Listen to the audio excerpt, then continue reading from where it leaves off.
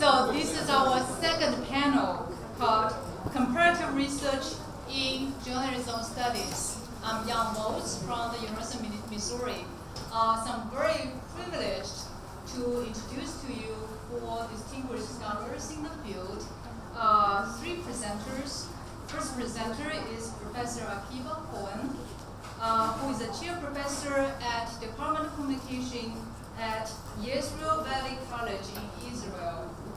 Our second presenter is Professor Francis Lee. Of course, you know he's the co-organizer of this conference, also a professor at the School of Journalism and Communication at CUHK. Our third presenter is Professor Thomas Planish, who is a professor of communication, Department of Communication Science and Media Research at LMU Munich in Germany. We also have our discussant, Professor Cheyenne George, Associate Professor at the Department of Journalism in Hong Kong Baptist University. So each presenter is going to have 20 minutes for your presentation, and you will be reminded when you have 3 minutes left. All right.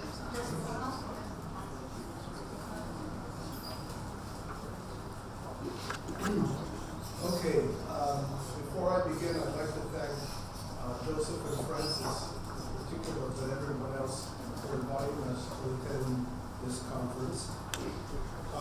In my paper, I'm not going to present any literature review. I'm going to present no numbers. It will be non-empirical. It will be somewhat nostalgic. And I may be asking some silly questions following Cesar's comments before. I've been interested in television news for as long as I can remember, probably over 30 years or so. And what I want to do today is to do three things in brief. To provide a rationale for the need to conduct comparative research on television news, something more specific than the general question about the need for comparative research altogether. The second objective is to offer a somewhat neglected facet theory. I don't know how many of you are familiar with this notion of facet theory as a fruitful approach to such research. And third, to illustrate the potential use of facet theory by using mapping sentences. And I'll get to that and I'll explain what I mean by mapping sentences in the three main sub-areas of research on television news, at least the three main areas that I would consider in this context: content, publishing, and control. Let me just mention parenthetically that in 1998 we had a conference in Jerusalem on the subject of future directions in television news research, content, publishing, and control. And that was the theme of the conference then. 25 years later, I think we're still in this area of research. Now, a few general comments about why television news research is so important. Following World War II, two processes began. Many things happened, of course, but in our context, the proliferation of television after being invented several decades earlier, but really becoming a phenomenon, a household phenomenon after World War II. And at roughly the same time, academic departments of communication were established, mostly in the U.S. and the Midwest, and then in other parts of the world. And the combination of television being a dominant medium and academic research led obviously to research on television news. Now, there is a preponderance of research on television news, both in books and in journal articles. And what I want to show you here is something along the lines that Clement did earlier this morning. It's something different, and I apologize for the poor quality of this reproduction. But what I did is an engram. This was done on December the 8th, just a short while ago, of all Google books that are mentioned something like 5 million books that are cataloged by Google, using the terms television or TV, radio, internet, and newspapers, going back from, I don't know if you can see this here, from gosh, I can't even see myself. I think it's 1900. Okay, so as you can see, the red is radio, the yellow is newspapers, the blue is television, and here at the very end we have the internet. Okay, this is in terms of books mentioned in the Google search. Now the next slide talks about TV news. Again, news, radio news, online news, and newspaper news. Strange term, but what I refer to as news and newspapers. And here what you can see is that television, television is the blue line, peaks out here. Radio has been forgotten. Newspapers are quite low. Internet starts climbing. This, by the way, ends in 2008, and that's because Google stopped doing their cataloging in 2008, so we're actually 8 years behind. And the internet is probably up higher. Television news may have gone down slightly more. This is all relative. That's how the Ngram algorithm works. But in any event, television still seems to be in the top position, and we still know from various studies done in many countries that television is still considered the main source of news and information by most people around the world. Still, who knows what will happen in the future, but right now that is the case.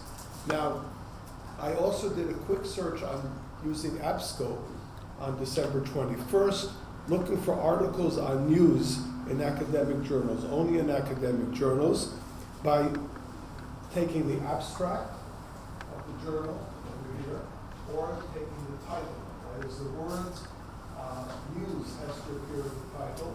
And as you can see, television is the purple, is by far the highest, but in the abstract and in the titles, print is the green, online is the red, and radio news is the blue. Okay, so again, television news is the most dominant form of subject matter in terms of what scholars have been doing in the past few decades. Now let's go on to the question of why and which comparative research. Well, we all know that comparative research can be done within single countries, and I use the country as the main dimension for the comparison. There have been studies done in single countries, such as across networks, the historic so-called studies of ABC versus CBS versus NBC, and those were probably very silly questions being asked, because why would there be a difference between ABC and CBS and NBC? But that didn't mean that scholars didn't go and do those kinds of studies. Then there are studies that compare public and commercial stations, okay? And there are also studies that compare local and national news within those countries where such situations were available, okay? But the more important and more interesting comparisons are cross-national studies, either binational or multinational studies. Most newscasts contain, now there are two reasons for this in my view. Most newscasts contain domestic, foreign, and hybrid news, that is, news about one's country related to another country or vice versa, news about another country related to one's domestic country.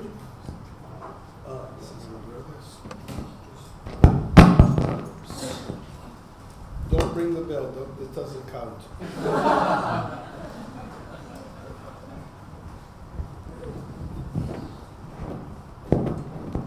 Okay.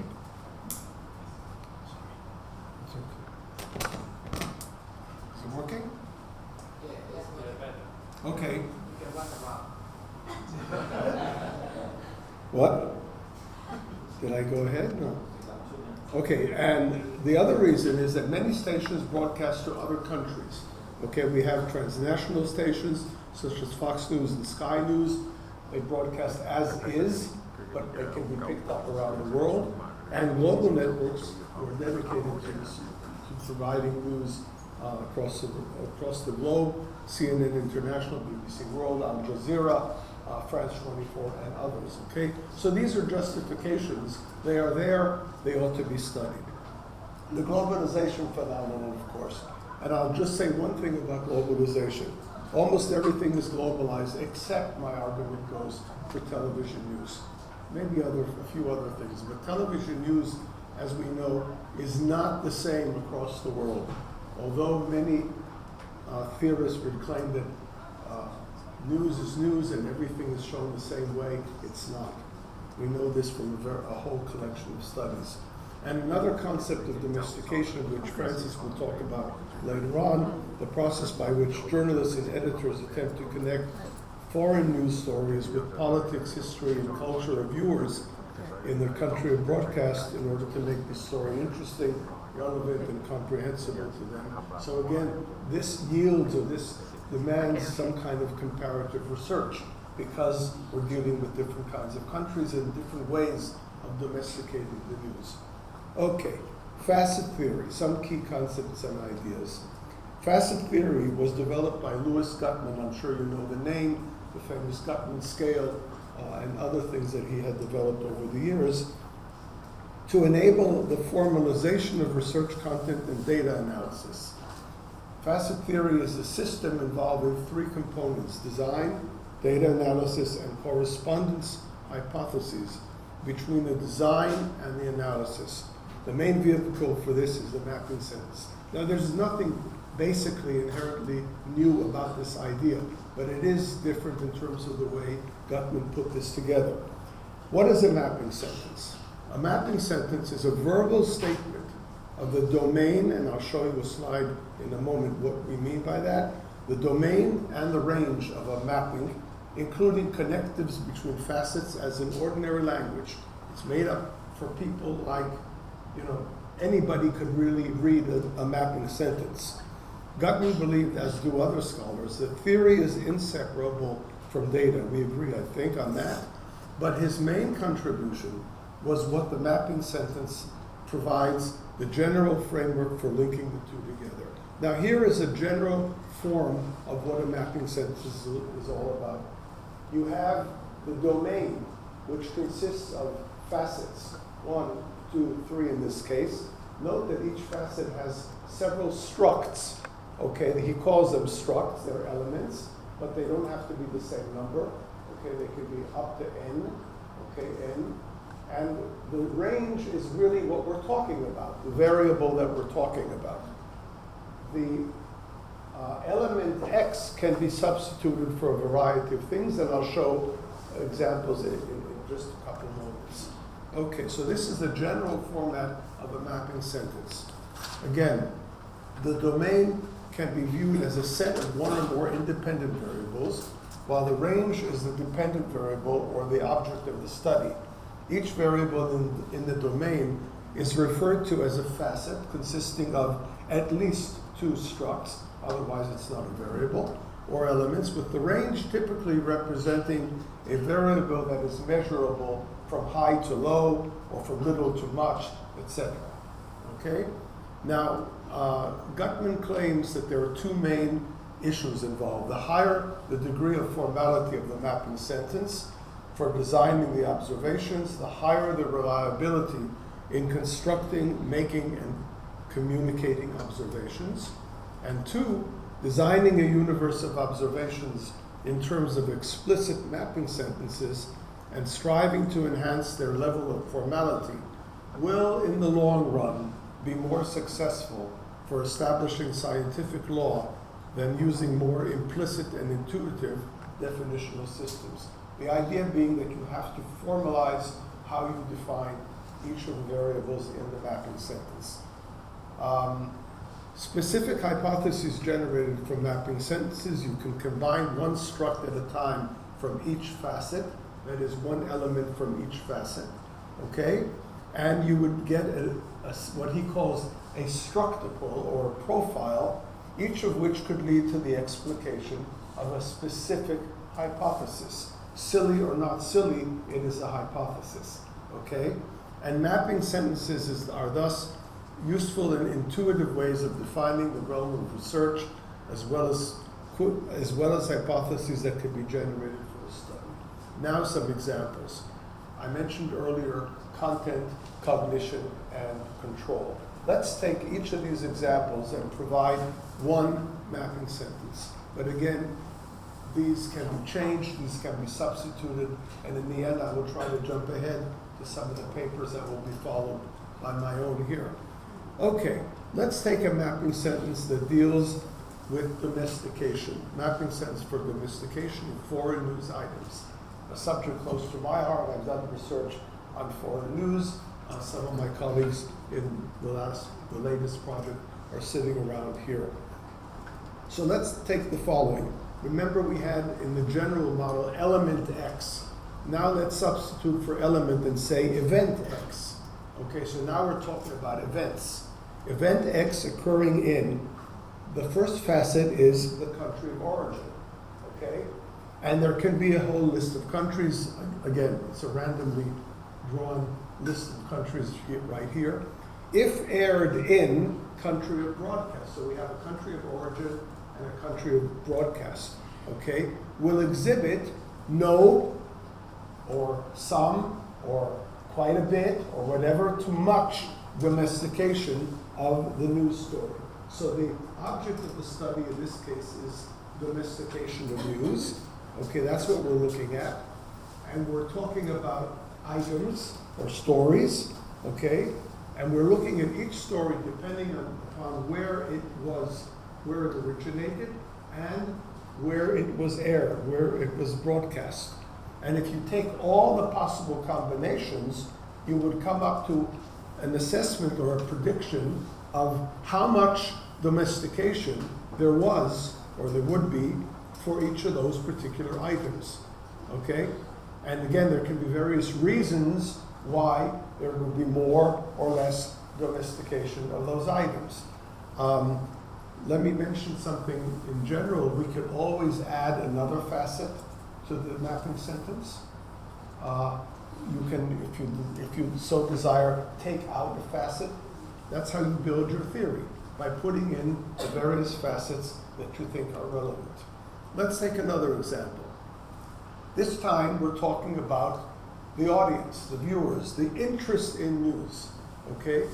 So now we have viewer X, thank you, viewer X, okay? Now we're talking about people, not events, but people. Viewer X residing in facet A is the country of residence, again, just a list here, will consider a news item dealing with, and now we have topics, for example, as a facet. So viewer X living in China considering or will consider a news item dealing with education in taking place in country, say Russia, will express high or low or any degree on that continuum of interest in the item. Oops. Where did I go? Of interest in the item. Okay, so the object of the study here is interest in the news, and we can take individual people. This would obviously go with a survey as opposed to a content analysis, which would have been the previous example, okay? And by spelling out certain connections, or what Gutman would call structuples, we would have different possible hypotheses in terms of what people would be interested in subject-wise and so on, depending on which country they were coming from and where they were being aired. Finally, the third example, mapping sentence for regulation control, okay, regulation of television stations. So here we're talking about regulation, okay, that's the object. So now we're talking about stations, not events, not people, but stations. So station X in country Y, or not in Y, but in any one of these countries, which is the nature of the broadcaster being a facet, state, public, private, broadcaster funded by say license fee, advertising, government, we can add more, detract, depending again on the situation, with level of competition, no competition at all among the stations, minimal, moderate, heavy, again, depending on the situation, and depending with such a level of competition, will be subject to high or low regulation. Again, perhaps a station in the United States, which is funded by private broadcaster, funded by advertising, with heavy competition, will be subject probably to low regulation, okay? Or whatever other kind of combination that you can think of. Again, that's the idea of a mapping sentence, to map out the whole theory, okay? Finally, my last half minute, I noticed that the next two papers deal with trust, journalistic trust, the paper that Thomas is going to be doing, and the paper on political participation. So imagine for a moment that instead of dealing with regulation, we'll talk about trust, journalistic trust. Then the question is, what are the facets? What are the variables that need to be put into a mapping sentence in order to talk about journalistic trust? Or what are the facets that can be used if we want to talk about political participation? Again, a dependent variable, and you can spell out a mapping sentence, which again is a useful tool. That's all it is. It's a useful tool in an attempt to think out the theory. Final comment. Gutmann, as I took a course with Louis Gutmann many years ago, and actually took a course again with him about 10 years later, because there were various advancements in terms of his data analysis, which I'm not referring to here at all.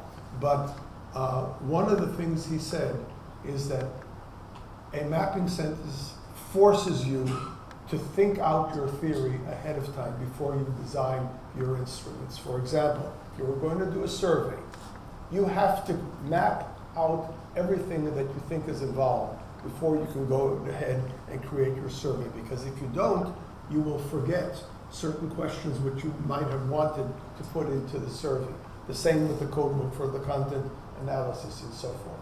So the idea of a mapping sentence is a tool that is useful, and I highly recommend it. I've used this several times before. Colleagues of mine have used this, and I recommend this to you. Thank you. Thank you, Professor. Our second presenter, Professor Francis Lee, and his title is Domestication of Revenues Considered Comparatively Variable Applications and Relationships with Audience Events.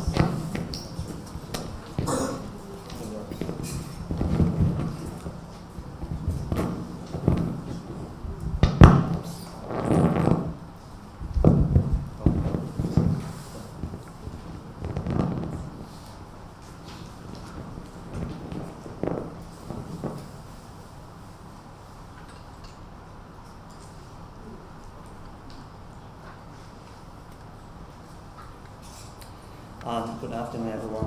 I'm Francis. So the topic that I'm going to talk about today is domestication and audience interest in foreign news across national analysis. But before I talk about the topic, let me say that, from the perspective of a conference convener, one difficult challenge is to organize the program. When I organize the program, of course, it makes sense to put people that we know would raise the most fundamental questions, broad questions in the first panel to really kickstart a conference in a proper way. And I think we had a really great panel this morning, but which makes it very difficult for anyone to follow up. But so what I'm going to do today is this. In one sense, my paper is basically to try to pick up a concept, domestication, which has been an important concept in the study of foreign news, and subject it to some kind of cross-national comparative analysis. The paper is about that, so I'm also going to go through that quickly. But in the end, I would try to come up with some kind of further reflections or some kind of follow-up thoughts, partly based on some of the questions that have been discussed this morning. So I hope I have enough time to do that.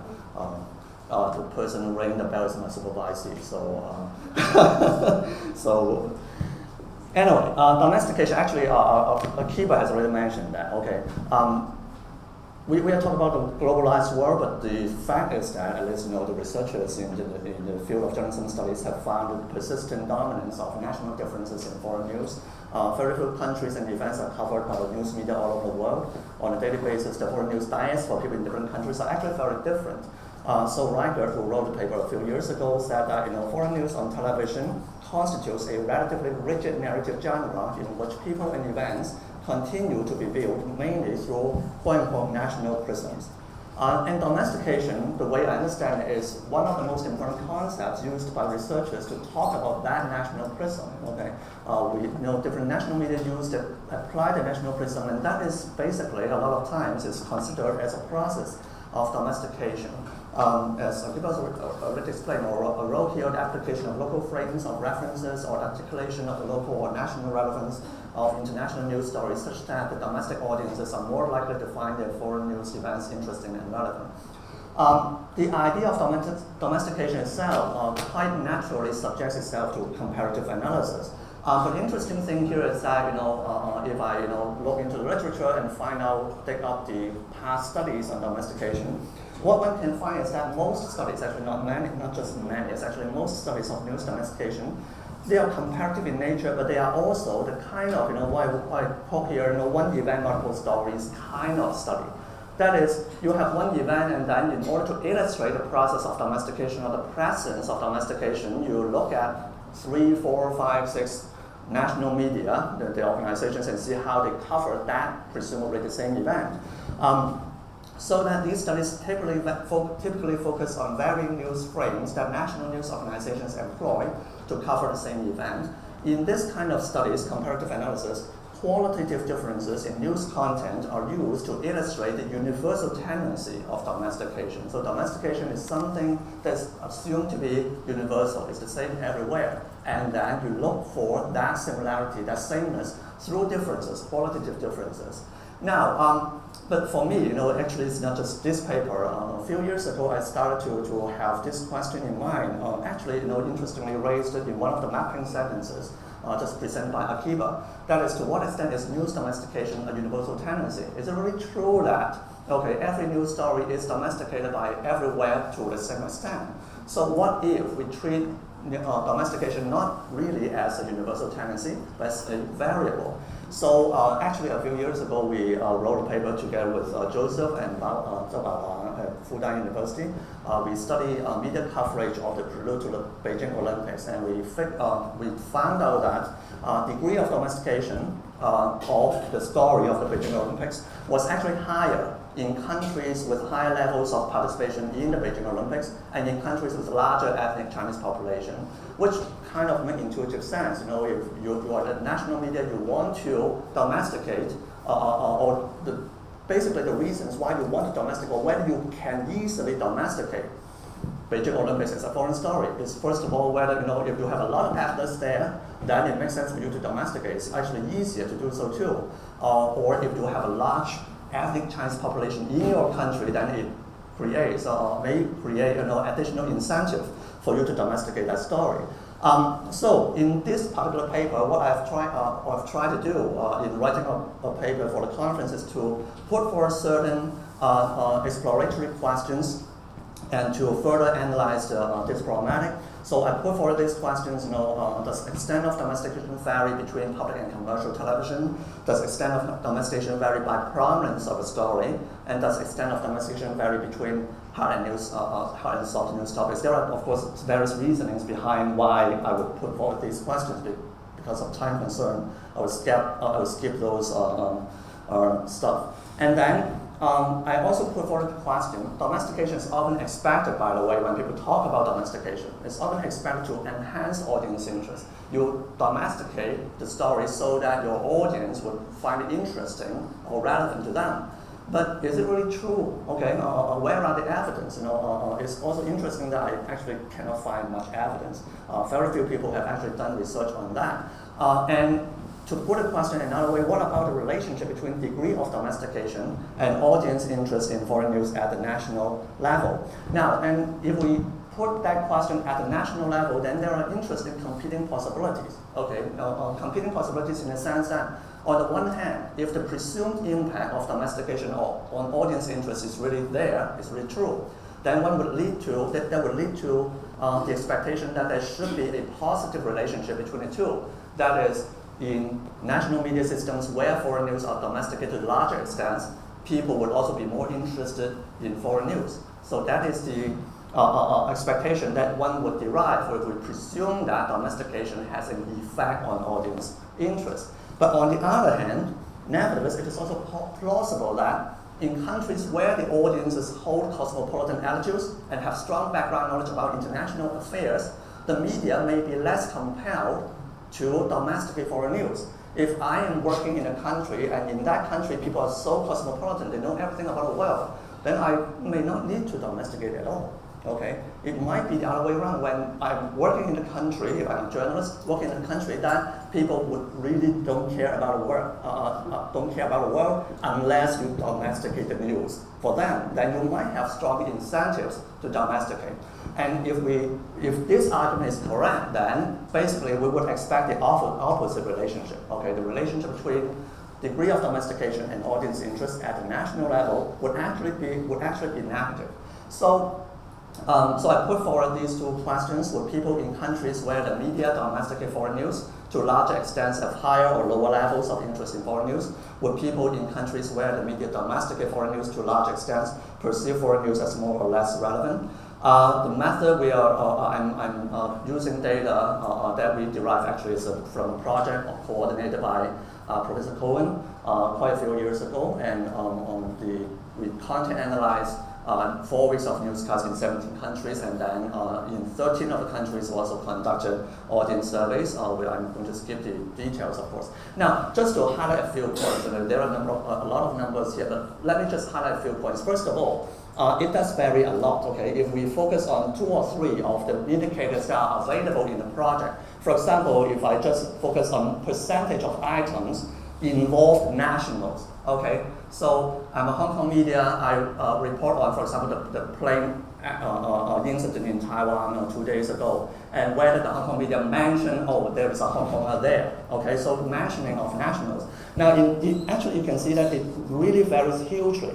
It can go from as low as 11.1% from Brazil to as high as 83%. Okay, in Chile. So it's very, very high. And second thing that I want to highlight from this graph is that you also see that in the case of Chile, for example, okay, in terms of percent of foreign news with domestic involvement, Chile is actually one of the 2 highest. Gets one of the 2 highest figures. Okay, 50.9 is only second to the United States.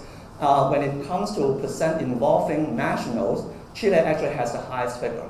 So in one sense, if you look at these 2 indicators, Chilean television news domesticate foreign news to the largest extent. But if we go to the third indicator, percent of foreign news items mention impact on the nation, then Chile is only 15.9%. It's actually on one of the lowest percentages on the graph. So basically there seems to be some kind of differences between different ways to domesticate news stories. And I will have some more things to say about that in a later moment.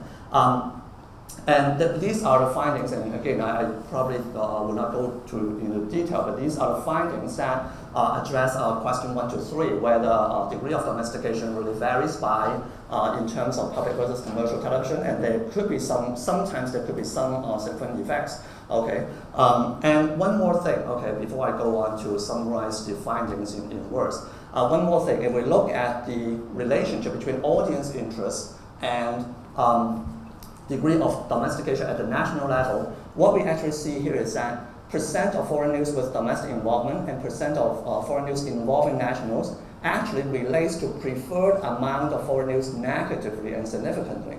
That is, the more the news are domesticated, okay, the less the audiences are interested in foreign news. So the relationship actually turns out to be negative. So it seems to be the case that is actually the case of the audience is not interested, so you have to domesticate the news, okay, for them. So it seems to suggesting that. Now, let me go over the main findings and discussion very quickly. So public television stations were found to be more likely to mention the impact of foreign events on the home nation when compared to commercial television. Although the difference between public and commercial television is not substantial, the finding is consistent with the argument that domestication of foreign news is not necessarily simply a means to attract audience interest. Some ways of domesticating the news actually could be a way to construct a cosmopolitan image, okay, or cosmopolitan kind of news for the audience. One finding emerging from the analysis is that the empirical distinction between domesticating foreign news through mentioning the nation or its nationals on the one hand, and domestication through articulating the impact of foreign news on the home nation. The two are not correlated with each other, and the two relate to other variables differently.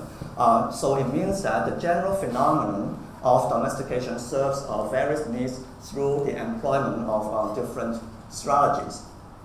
Okay. And the third finding that I want to highlight is domestication is often considered as a method to enhance audience interest, as I mentioned, by making foreign news more psychologically proximate and by facilitating audience understanding. The analysis, however, the current analysis shows that the relationship between degree of domestication and audience interest in foreign news is actually negative at the national level. Or at least, I should specify that the analysis shows that the relationship between degree of domestication through mentioning the nation or national, so it's specific to that particular strategy, so to speak, and audience interest in foreign news is actually negative at the national level. So certain methods of domestication are seemingly a strategy employed by the news media to combat lack of audience interest in foreign affairs. So basically, what I've been doing in this and in the earlier paper is to try to see domestication not as a universal tendency, or at least as a tendency not always present to the same degree. And I believe that it is actually a possible way to address a set of questions about the relationship between foreign news and its audience in the same, somewhat different ways. And I think this kind of analysis can also encourage us to reflect upon the metaphor of national prism.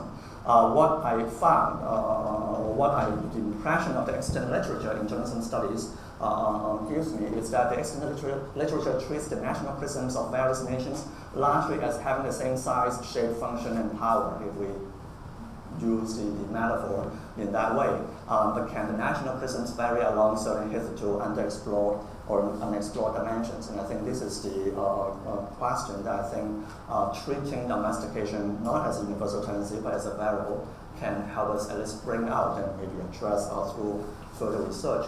And lastly, some further reflections, as I said at the beginning of the presentation, I would like to just talk a little bit about some further thoughts on some further thoughts that I have regarding domestication partly after I finished the paper and actually partly after this morning's discussion. And I'm trying to make, to just make three simple or silly points. The first point is the dominance of national prism a case of refinement of research design leads to? Now, I'm raising this question. It might be a very rhetorical question, but I'm raising this question in a sense, as I said at the beginning of my presentation.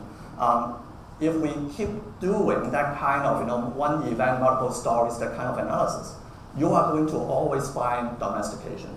You are always going to find domestication as a universal tendency. Because in one sense, that kind of design already presumes the presence. And domestication in one sense, or to a certain extent, indeed exists. I'm not saying that domestication is not there.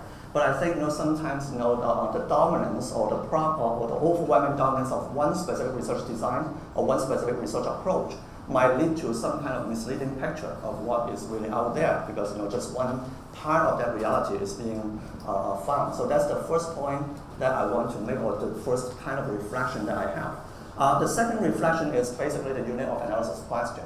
And I say here often a matter of context delineation in the sense that when we consider doing comparative studies, so for example, in this case we do comparative studies of television news. we are actually analyzing television news from specific television organizations or television stations. So if you ask me what is the unit of analysis here, now the unit of analysis here is actually we have choices, we have options, right? I could have studied, I could have analyzed the data by using not the nation as the unit of analysis, but the news organization of the unit of analysis, okay? But a lot of times we say we are, comparative analysis is dominated by using the nation as the unit of analysis. From my perspective, or my impression is that a lot of times it's really a matter of how you delineate that context. Okay, like political communication research, a lot of comparative studies in political communication are actually comparing election campaigns. But they are cross-national comparison in the sense that you put the election campaign within the national context, within the context of national media and political system. And in that, because of that national context delineation, it becomes a cross-national comparative research with nation as a unit of analysis. So in one sense, what I'm trying to raise here is the question of if we see the unit of analysis as partly, of course I'm not saying it's always or completely a matter of context delineation. If it's sometimes, often, or partly a matter of context delineation, then what are the alternative ways to delineate the context? Okay, if we don't say, if I don't put TVB in Hong Kong into the Hong Kong context, then what is the context there? Okay, that would lead to a somewhat different understanding of the unit of analysis. And this is the second point of reflections that I have that I want to share with you. And the third, and the last one, is the assumption of a simple one-step flow underlying the extant analysis of domestication. What I mean by one-step flow is that you have an event, for example, you have an event happening in America, US presidential election, and then the Hong Kong media cover it in a certain way. And that's just one step flow. The information flows from the United States to Hong Kong, and that is basically a lot of times, what most, and including my analysis today, basically presumes that one-step flow of information. But in reality, can we develop further or in the future to talk about domestication by talking about domestication as moments of domestication, as embedded in complex international flows of information and images. And what do I mean by that? And I'm using this example. Why did Hong Kong people call their movement umbrella movement? Okay, so I presume all of you know that last semester, last year, we had that Occupy movement. Now, it was called Occupy Central, okay, originally. But if you have seen the television coverage, okay, people use umbrellas to protect themselves, to fight against the police. So actually, in that case, it was the BBC, CNN, international media started calling the movement in Hong Kong the Umbrella Revolution. Now, of course, when they called the movement in Hong Kong the Umbrella Revolution, they were using an established frame of reference. They were using, basically for me, it's basically 209 Iceland's kitchenware revolution, right? So they're using that established frame of reference to call Hong Kong's movement the Umbrella Revolution, which was then re-domesticated into the umbrella movement because a lot of Hong Kong academics and politicians, including Joseph, actually publicly issued a letter, right, with some of the senior figures in the academia in Hong Kong, saying that we don't want the movement to be called Umbrella Revolution. We need that to be called Umbrella Movement, okay, because of the connotations of the word revolution. So that is a moment of domestication, okay, in a much more complex international flow of information and images. So I think it is actually a way, maybe it's actually a way to really move forward to deal with the notion of domestication or to deal with the nature or qualities of international news in the end.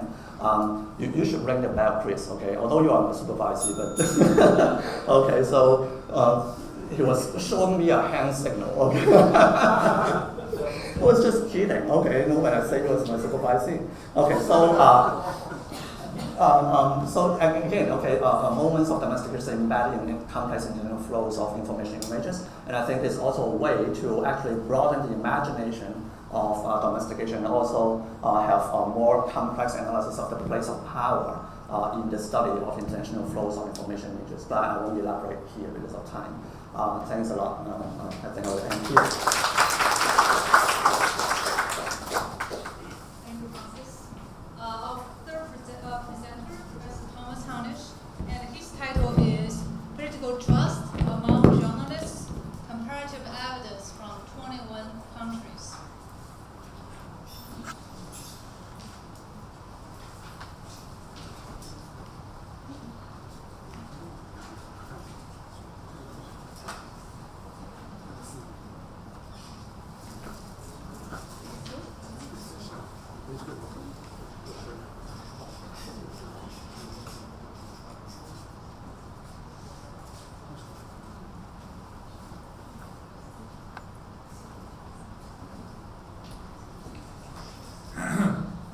So, hello everybody. Are you still awake?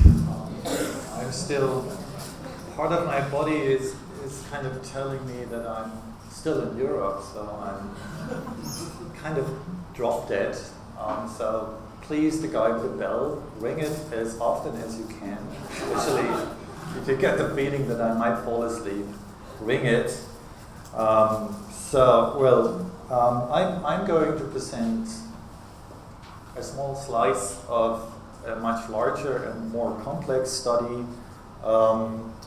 that we today call the Worlds of Journalism study. It's actually a study that was born in 2006 on a much smaller scale. We originally wanted to compare only 6 or 7 countries, and it kind of grew as people came up and asked whether they could join. So that's one of the wonderful examples how a collaborative international comparative project can very naturally grow into a larger living organism that now has even more than 70 cells. So we are now in the second stage of the study, partly replicating the first study, but what I'm going to present now is part of the first pilot study that was conducted in 21 countries. Now, what I'm going to talk about today is journalistic trust, and some of you familiar with the political communication literature know that trust is a very heavily researched area, not only in political science but also in political communication research, but mostly with reference to public trust. So how much trust do the general public and audiences have in political institutions? And it's a truism, at least in the literature, that trust is seen as being critical to democracy. It's often said that without trust, it's impossible to run a democracy. But at the same time, there are startling signs of declining trust in politics and in institutions around the world, especially around the Western world, which, by the way, is not true. If you look at countries like the United States, United Kingdom, Australia, Canada, we will see a stark decline in trust. But if you look at other countries in Europe, like Germany, France, Sweden, trust is actually fairly stable, and in some countries even growing. But that's a different issue. The literature still suggests that trust is generally declining throughout the world. This decline is very often related or attributed to negative coverage by the media. So journalists are so negative about politicians, they are so cynical in their reporting, and Jameson Capella brought up the argument of spiral cynicism that leads to a substantive decline in public trust in politics.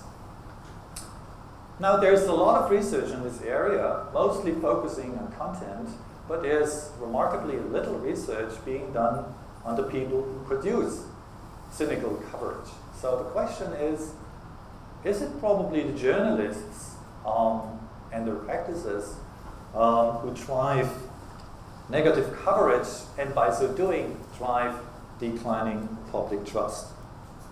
At the same time, we know from the literature that journalists are not operating in a vacuum, but they are working under heavy constraints in an environment of multiple influences from multiple layers, organizational layers, society, and so forth.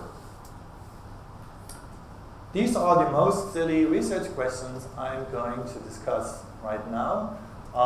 The first question is very descriptively asking to what extent do journalists actually trust in political institutions? Second, do the journalists' trust levels actually correspond to general trust levels? In other words, are journalists more or less trusting than the general public?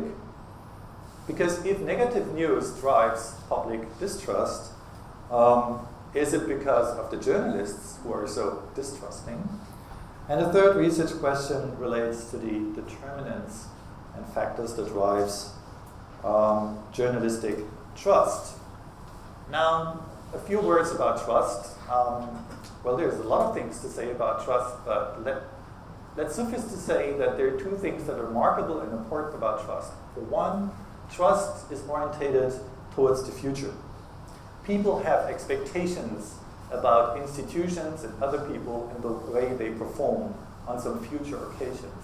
And therefore, trusting is a risky business. You don't know the outcome. You don't know what is going to happen. This is why you run the risk to get disappointed.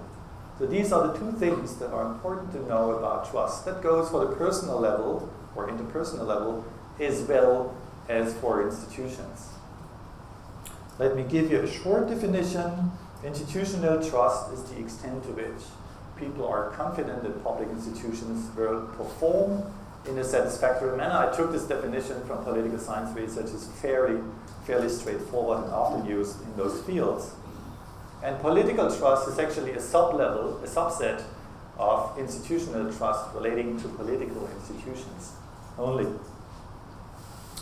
So what did we do methodologically as part of the first Worlds of Journalism study? We collected data on 3 levels of analysis. On the individual level, we did surveys with journalists. We tried to match samples across countries because we had very few journalists being interviewed. This is why we had to make sure that it's the same kind of journalists we interview in every country. We collected data about the news organizations the journalists work for, and then we collected data from the societal level of analysis. So there's a lot of data available actually on media freedom, on economic measures, and political and democraticness of a country, political performance, and so forth. These were the measures we used. We used measures that were developed for larger social surveys, like the World Values Survey, European Social Survey. So the question in the questionnaire was, we posed to the journalists, please tell me on a scale of 1 to 5 how much personally trust you have in each of the following institutions, and then they could rate it on a scale from 1 to 5. We used 6 indicators for institutional trust: the parliament, political parties, government, politicians in general, the judiciary, the courts, and the police. And for the subset of political trust, we reduced it to the first 4 items. Now, first descriptive picture. There are, in the first part of this analysis, there are 3 remarkable patterns, I think. For one, what you can see on a very general level, journalists in Western countries tend to have more trust in institutions than journalists in non-Western countries. There are a few exceptions, remarkable exceptions to this trend. You can see China. China ranks first, which is a very common finding in social surveys. When you ask Chinese audiences about how much trust they have in institutions, they would always come up with the highest values. Another remarkable finding is the United States.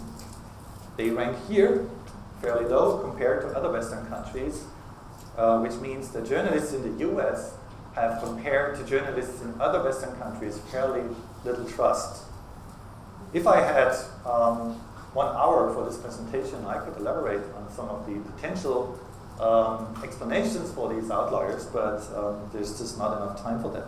Second remarkable trend is, as you will see across all the countries,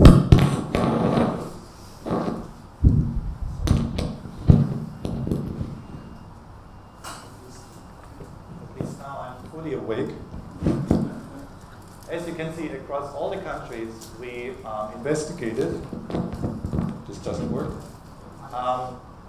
You can see that trust in politicians and in political parties is remarkably low among journalists in all the countries we investigated, well, with the exception of China. I'm not an expert in China, I should say, but you might have more a good explanation for this. So that's the second remarkable trend that we find among journalists. Third trend, a question that I posed in the beginning was, are journalists actually more negative, more cynical about politics than general audiences? Here again, we compared our data with the data from the World Value Survey, for which we have overlap for 14 countries. On top, you can see Western countries, and there's a remarkable trend in a way that journalists in Western countries have either more trust in political institutions than general publics, or there are no significant differences. So journalists are less cynical than the publics, while in many of the non-Western countries you find remarkable negative differences, so journalists being more cynical than general publics, with the exception of Chile. Again, something that is remarkable to the extent that Chile has actually developed into a fairly Western culture and might even be placed into the other category of Western countries. These are general trends. Now, next job is, as we found variance in the way journalists are trusting in institutions, it would be interesting to know why there are differences and what factors might contribute to these differences. Looking at the literature, there are 4 potential explanations of or sources of journalists having trust or no trust in institutions. One is, that I took from political science literature, is performance. The better the political system performs, the more are journalists trusting. It's a pretty straightforward explanation. Second explanation is interpersonal trust.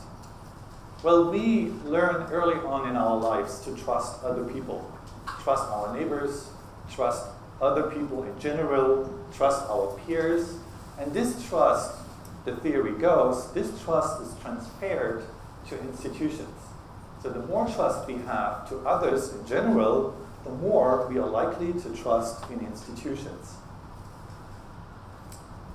Third explanation, media ownership. If you look at ownership pattern, there's much reason to believe the journalists working for state-owned media are more trusting in political institutions, as these have a stronger grip over editorial processes, while journalists in privately owned media might tend to be more cynical about political processes, which is reflected in their reporting. Fourth explanation, journalism culture. I'm using here the concept of power distance, which assumes that there is a distance between journalists and journalism and powers in society. The larger this distance is, the more are journalists able to criticize or monitor the government. So high power distance as part of the journalistic culture should actually produce less trust in political institutions. So that's the hypothesis, so to speak. To put it in a model, this is what we assumed. Political performance positively influences trust. The same goes for economic performance, interpersonal trust, and state ownership. And power distance and private ownership should have a negative impact on trust. Journalists' trust, important. Now I'm afraid I have to show you some numbers. This is the result of a multi-level regression. These numbers here to the bottom tell us that there's enough variance to explain on the societal level and on the organizational level That means that levels of journalistic trust vary a lot between nations, and they also vary a lot between organizations. Now, if you try to explain this, we come up with these predictors, and because it's often boring to read those numbers, I just put them into fancy slides, so that is kind of the conclusion. We found in our analysis that journalists' trust in institutions is partly positively related to political performance. Media freedom drives journalistic trust, as we expected. If a country has very little corruption, that drives journalists' trust, as we expected. But democracy, a sense of how well a democracy works, has a negative relationship with trust. That was an unexpected finding, which means, in other words, well, the more a journalist feels a society works, democracy-wise, the less he or she trusted in political institutions. It doesn't really make sense. But I will come back to this in 1 minute. Economic performance did not predict trust, so it doesn't really count. It doesn't make any difference for the journalist whether a country performs well in economic terms, in terms of his or her trust in institutions. Interpersonal trust was positively related, so the more the journalists trust other people in general, the more they trust in their public institutions. State ownership was found to be positively related, so journalists working for state-owned media have more trust in political institutions, as we expected. And power distance had only a small effect on the individual level, but not really consistently. I didn't hear the bell. Is it because I'm still too tired, or am I too fast? Here come conclusions, but I can talk a lot about conclusions, which is good. Usually you start the conclusions and you already show the red card. So, as a means of conclusions, what we found across the board is the journalists have indeed very little trust in political parties and politicians in general. This is probably nothing very special about journalists, but it's an alarming sign. So if journalists have so little trust in political institutions, what kind of news are they going to produce? That would be naturally the next step for an analysis. Furthermore, this tendency is strikingly consistent across countries. So there was no country that really exhibited fairly large extents of trust. Oh, thank you.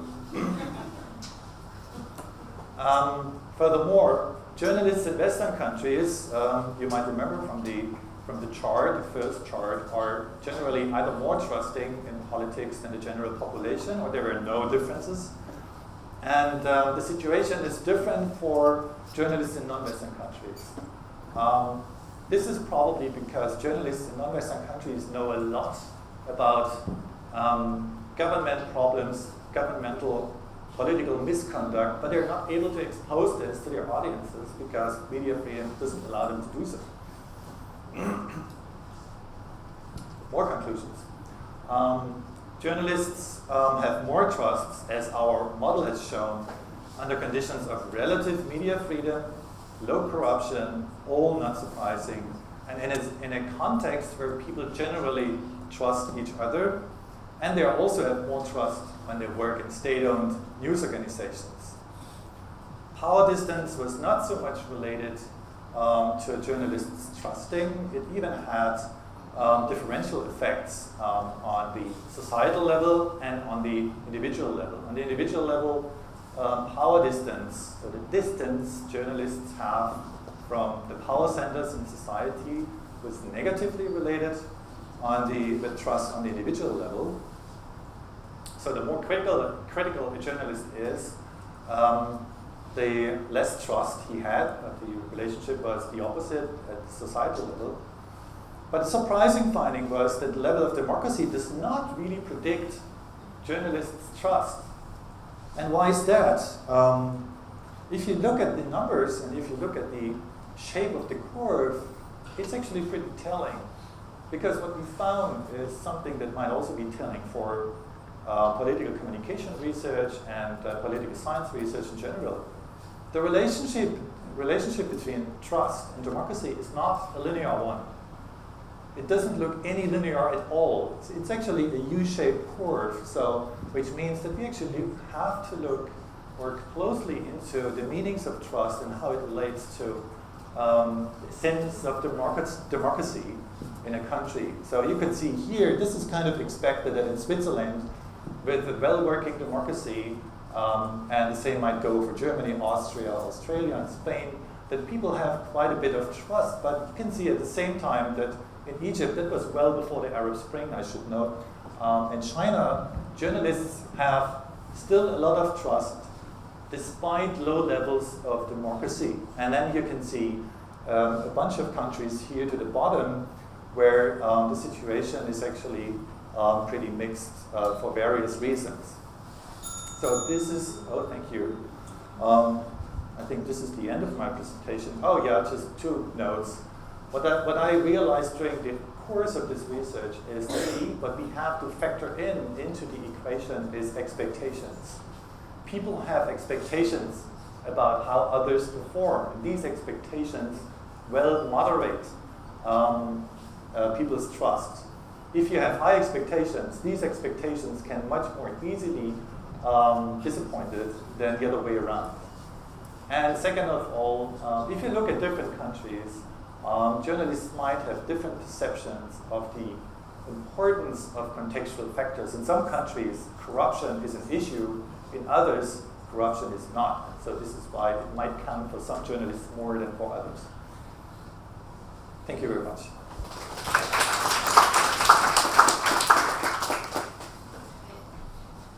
Thank you, Professor Henrich. Hope you will stay awake for the next 20 minutes. I try my best. Okay, let's hear from our discussant, Professor Chen George.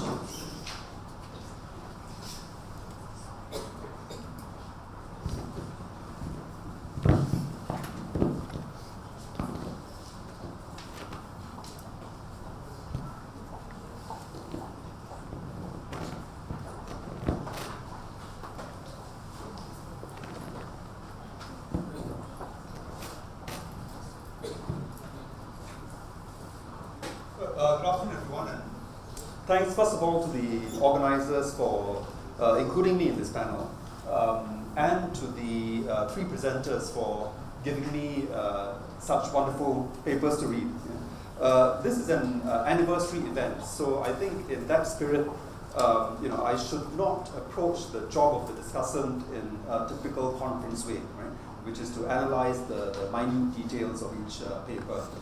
Instead, I think my job is, although it is tempting to be very absorbed by the individual trees that have been planted by the presenters, I think my job should be to step back and survey the woods, and ask maybe the broader question of what these papers collectively say about where we have come from as a field of journalism studies and where we might be heading. So my first response to the three presentations, again in the spirit of an anniversary event, is to celebrate how much more international and comparative journalism studies has become in a relatively short time. Those of you who are PhD students researching journalism in this part of the world and doing comparative work should consider yourselves extremely lucky compared with counterparts, say 15 or 20 years ago. Back then, one would have had to struggle to chart a meaningful research agenda that took Asian journalism seriously. There were too few giants on whose shoulders to stand, and there were too many leaders in the field who marginalized the study of non-Western journalism, I guess betraying their own parochialism. So taking this long-term view, I must register how refreshing it is to hear the kinds of nuances and the sophistication in the questions that have been asked by Akiba, Francis, and Thomas. And I don't think I'm exaggerating when I say that a generation ago, a young scholar interested in such inquiries would have faced a wall of skepticism.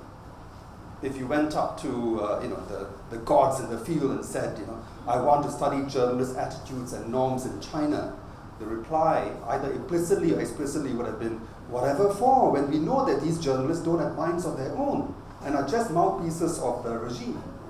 Or if you're interested in relationships between media and power in semi-authoritarian states, like say Malaysia or Turkey, the question would be, why, when non-democracies are bound to collapse and converge around the liberal norm? So I think you can still, detect some of that resistance nowadays, but they come largely from, professors whose last acquaintance with comparative studies was probably their undergrad textbook called Four Theories of the Press, and fortunately, though, these individuals are really on the margins of the field and not where the action is in journalism studies.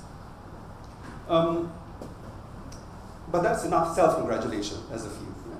Can we say that comparative journalism studies has arrived?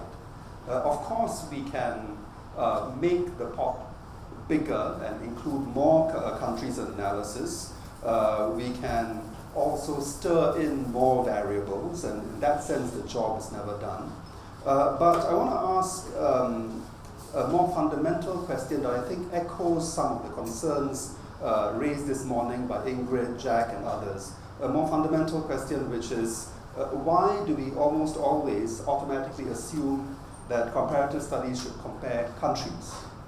Or to borrow from Akiba's mapping sentence, why are our domains or units of analysis invariably countries? Are there other parameters or facets worth comparing? Actually, we already know the answer from the international comparisons that we've been doing, including studies reported today by Francis Thomas and others that we've read. We know that national or cultural differences only account for some of the variations we observe. We know, for example, that organizational differences are crucially important, and that it makes a difference whether we're looking at commercial news organizations or public-funded ones. These are some of the observations that have come up in today's papers. But I think as a field, we're still slow to take seriously the possible implications of these findings. They are treated more like caveats or qualifiers rather than patterns to be taken seriously in their own right. I think it's possible that for many of the questions that we're interested in, within country differences are as great or as significant as between country differences, or conversely, some between country similarities are more significant than within country similarities. So I agree completely with Francis that we need to think more deliberately and consciously about what he called contextual delineation. For example, to take the TV news genre that some scholars have called branded political entertainment. That's something that cross-cuts nations, or consider financial news organizations, which also seem to operate on a certain logic shaped by the particular needs of their customers in financial markets, regardless of national setting. Or we could look at community media across Asia, some of them funded by Western donor agencies or media development foundations, forming another interesting family of media worth comparing within that subset. So perhaps we should be more circumspect about choosing the nation state as the default unit of analysis for comparative studies. But let me stress that I'm not suggesting that globalization has made national borders meaningless. What I am saying is that all countries and their media are highly heterogeneous, and we should decisively abandon the essentialism that plagued all research that comes in the footsteps of the Four Theories project. There is not one China, there are many, and the same can be said of any modern country and its media. This reorientation that I'm suggesting is in line with what others have been saying in other fields. In development economics, for example, terms like the third world have had to be rethought in over the last decade or so. Of course, there's still gross inequality with a super rich minority and the other 99%, many of whom still live in poverty.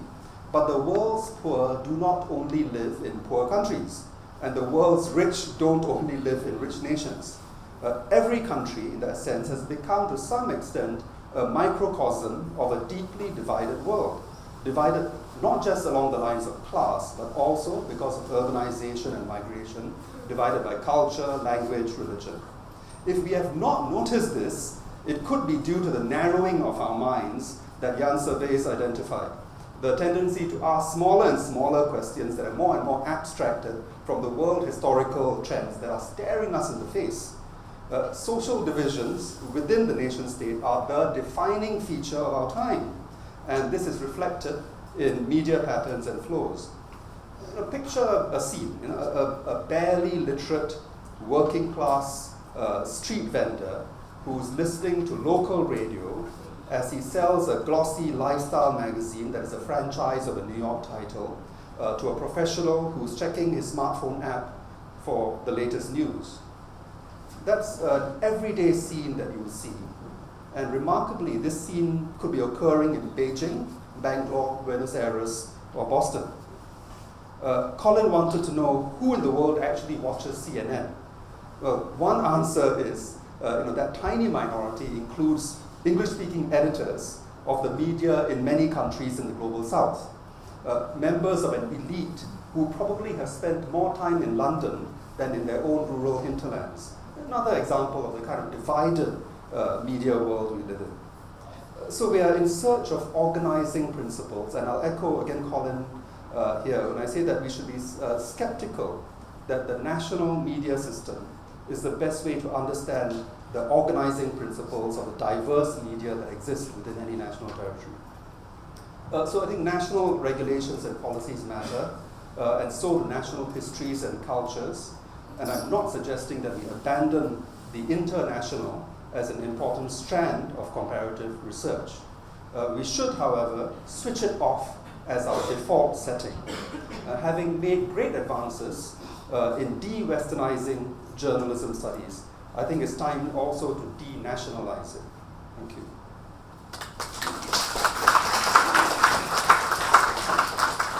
Thank you, Professor George.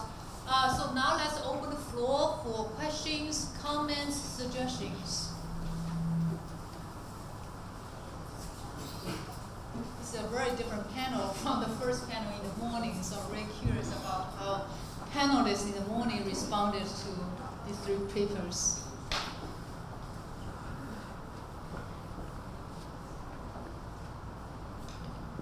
Oh, everyone is speechless. Yeah. Oh, wait.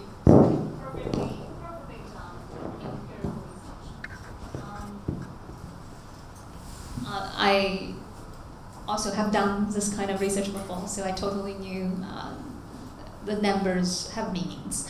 I have a question for Thomas. Thomas? I hope I wake you up. When I was taking classes from Joe Capella about cynicism, I was told that trust doesn't always mean a good thing, right? Cynicism isn't always a bad thing, right? So I just want to know about your opinion about the healthy amount of trust journalists should have in order to help the country, the system to progress. What's a healthy amount of cynicism?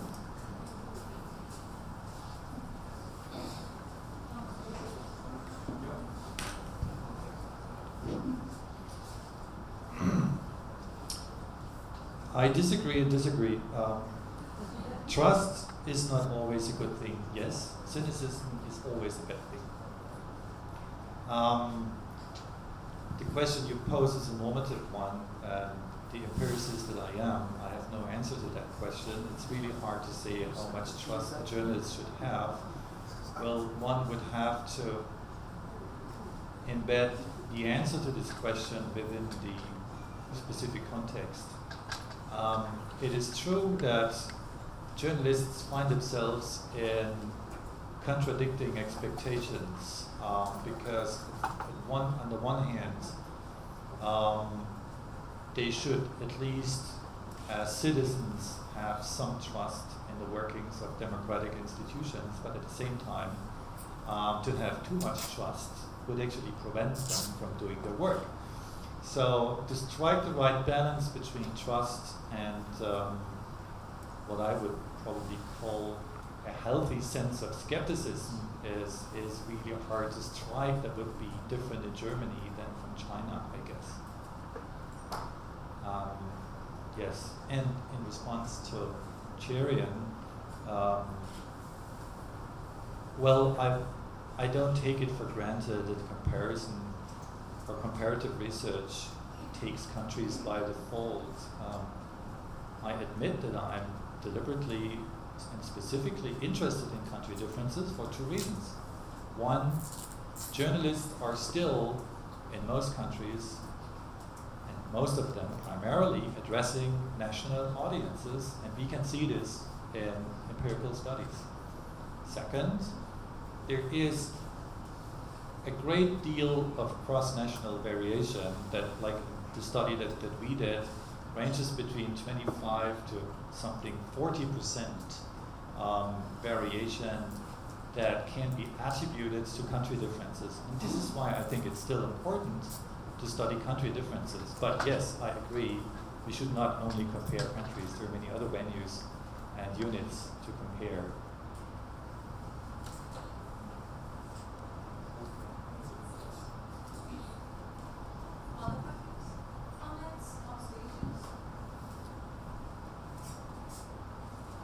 I'm curious.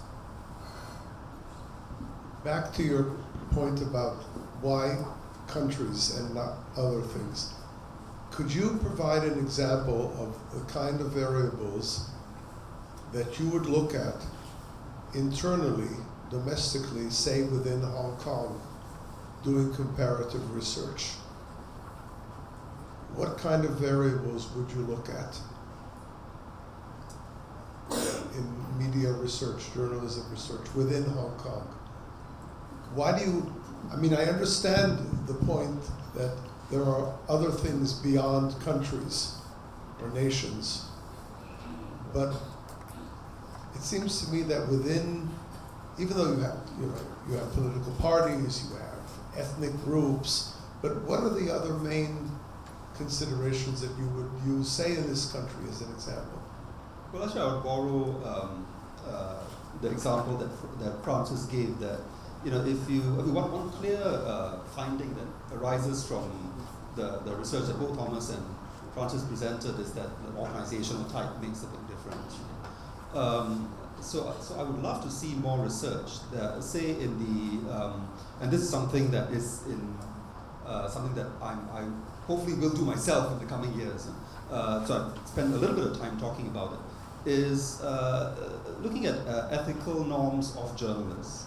But it seems to me that it is more helpful, since we already know that research in media ethics already tells us that the organizational setting is a huge influence on journalists' ethical norms. I would love to know, for example, whether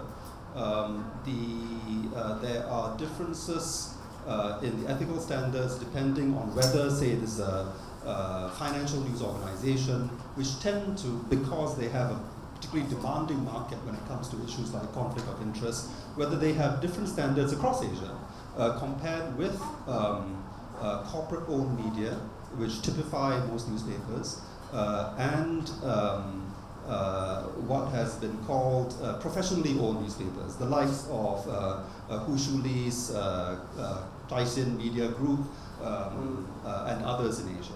Yeah, and I actually think this is quite a fruitful way to look at it, rather than as Francis pointed out. Why, if you're looking at a particular media institution in Hong Kong, why treat it as an example of Hong Kong media, when it could in fact treat it as an example of a commercial newspaper or public service? But that's exactly why it seems to me you would want to look at that particular variable, say commercial versus non-commercial, state-owned, whatever, across other countries in order to generalize, because otherwise you're doing a domestic study, which is fine, but you want to make broader statements by looking at those variables across countries Yes. No, I'm to glad- see I'm glad whether that it's you- only true in Hong Kong Yes.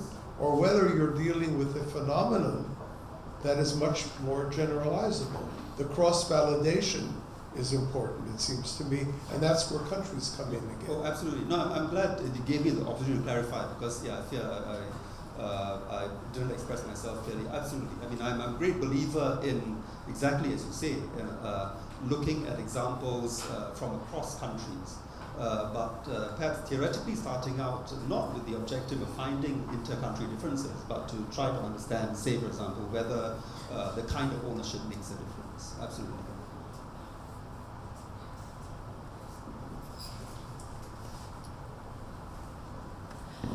First of all, I would like to express my sincere appreciations to the three excellent papers and the discussions from the discussant. I have a quick questions to Thomas. Yeah. Okay. Yeah, I'm really inspired by the topic that you presented, especially. I guess my question is that you quoted the literature from political communication to treat trust as the dependent variable, okay, or the outcome. And my question is that could it be the other way around, that trust actually, if not the independent variable, it could be one of the major moderating or mediating variable, between political communications and different kinds of outcome. Let me elaborate a little bit. The reason that I put up this some argument is based upon my observation and some research results based on the crisis communication in Chinese context in Taiwan, Hong Kong, and mainland China. And I find it that trust, especially from the public perspective, okay, at the societal level, basically have a dominant or very powerful influences moderating the effects of strategic communication or political communication coming from government or corporate on the effects of whatever crisis communication that they would aim for. Okay, so I would like to know your views about how you treat the role of the trust. Thank you.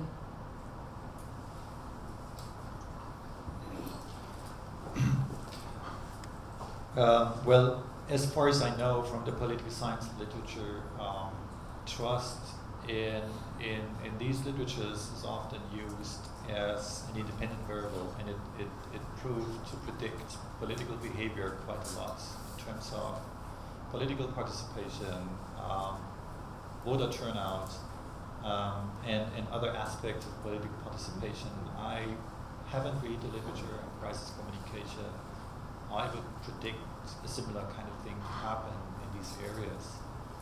So it just depends on where you put trust in the whole causal chain, if there is any, because it could equally be the other way around, like trust kind of predicting your sense of democracy. It's equally possible, but this is a discourse that is still unresolved in the political communication literature.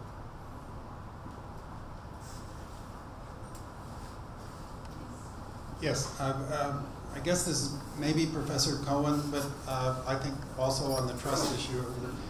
I would argue that it's just as important to look longitudinally as comparatively. And I think I do not dispute that television news is dominant in almost every country. However, television news is declining relative. And I think the problem is that once television news or a news institution begins to decline and start losing revenue or start losing audience, it starts a vicious cycle. And therefore, it's you have to lay off people, you have to cut back on stuff, and then you start cutting back, and then that exacerbates the loss. And so it's the directionality is so critical. So even though it's dominant, because they're losing momentum, it's a real issue. So I wouldn't be as optimistic as you are based upon the absolute level. I mean, I think the decline. Just like as revenue starts going to internet providers, then all of a sudden, even though they're much smaller, like a lot of the energy and enthusiasm and new revenues going there and the new hires and the new people, it's a momentum thing over time and not necessarily an absolute comparative thing. I don't know what you think of that. What, is there a question that you're asking here? Or? Yeah, I just think you're giving too much emphasis on the absolute dominance of television news, and I think you're holding on to potentially, I think we should emphasize how do we reverse that trend, the decline? How do we rescue that? Just like trust, I think once trust starts declining, even though it's, how do you regain or turn that around?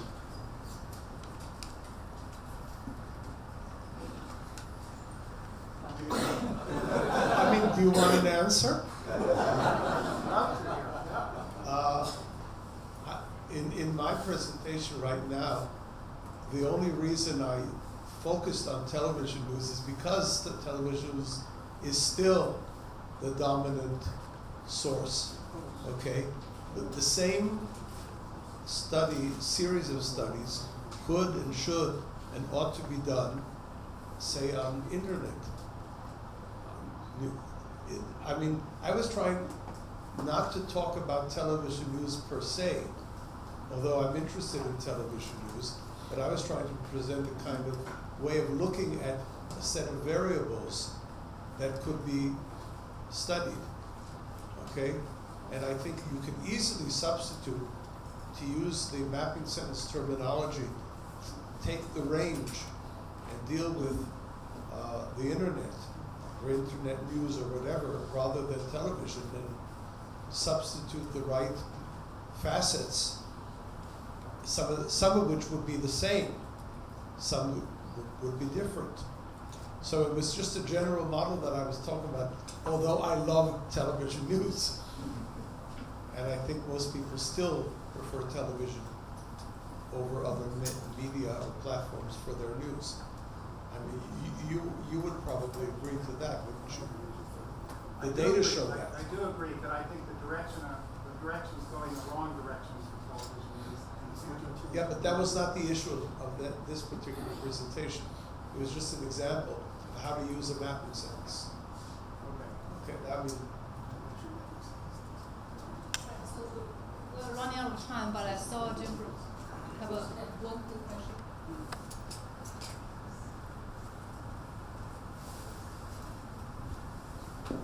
Thank you.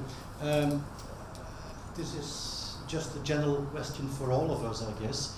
When I hear the focus of this comparative research and journalism studies focused on one or two media, that's a convenient format for us to research, so to speak. But is this still the reality of what we as consumers of media are doing? As the professor just mentioned, indeed TV news, but most of us, they are watching TV news online. So it's another format which we have to introduce in our research in order to understand what this is about. If I hear the discussion about trust and cynicism, then I'm thinking of my daughters who are watching Jon Stewart and John Oliver on Comedy Central in the US, and they trust these guys more than in general what they hear on the news media. So what are we trying to do here from a communication research perspective? Are we just conveniently selecting what has already been done a couple of times before and duplicating or fine-tuning it further? Or are we really asking the hard questions? What is the need for us to research when it comes to journalism studies? Thank you for your comments. Sorry, I have to cut short. But please continue the conversation during the coffee break. We have 10 minutes for the coffee break. But before that, let's give another round of hand for the three presenters.